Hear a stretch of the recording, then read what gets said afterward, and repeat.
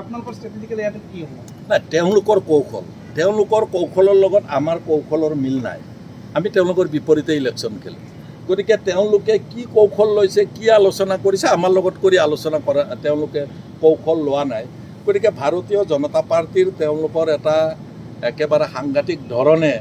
well organise political party তেওঁলোকৰ সৰ্বভাৰতীয় ৰাজনৈতিক দল টকাই পইচাই ক্ষমতাই এতিয়া নতুনকৈ শুনিছোঁ বিটিআৰত কি কাৰণত নাজানো প্ৰত্যেকটা বুথত 15জনীয়া কিবা যুৱ বাহিনী গঠন কৰিব সেই যুৱ বাহিনীটো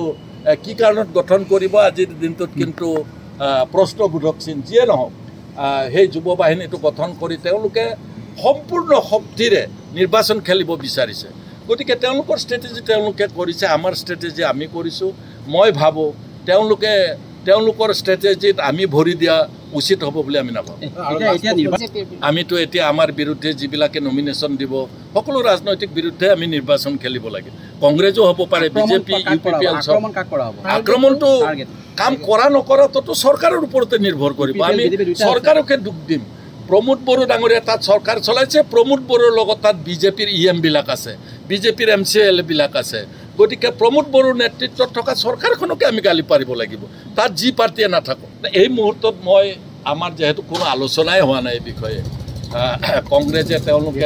তেওঁলোকেও সময়ে সময়ে 40টাতে দিয়াৰ কথা কৈছে তেতিয়াহ'লে কাৰোবাৰ বন্ধু হোৱাৰ প্ৰশ্ন তেওঁলোকৰ অহা নাই মই ভাবোঁ যে ইমান প্ৰি মেচিয়ৰ্ড কথা কোৱা মোৰ উচিত নহ'ব বিৰোধী ৰাজনৈতিক দলবিলাকে মই ভাবোঁ বৰ্তমান ক্ষমতাত থকা যি দুটা দল তাত আছে তেওঁলোকক পৰাজিত কৰাবৰ কাৰণে তেওঁলোকেও তেওঁলোকৰ ৰাজনৈতিক দলৰ পৰা কৌশল গ্ৰহণ কৰিব বুলি মই আশাবাদী আপুনি MCL খেলিব নেকি নাই মই নেখেলোঁ মই যেহেতু MLA খেলিয়েই 1 বছৰ পিছতেই MP খেলিলোঁ এজন মানুহে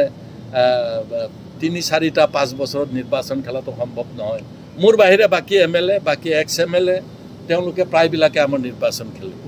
না যেহেতু কমিটি এখন বনাই দিছে এই মুহূৰ্তত মই সংখ্যাটো ক'ব নোৱাৰিম আৰু কমিটিখনে ফাইনেল কৰিব 3জনীয়া কমিটি এখনে GSPৰো কমিটি তাত আমাৰ হীৰা হৰণা ডাঙৰীয়া নিজেও আছে গতিকে তেওঁলোকে আলোচনা কৰি আছে নিশ্চয় ফলপ্ৰসূ ৰিজাল্ট ওলাব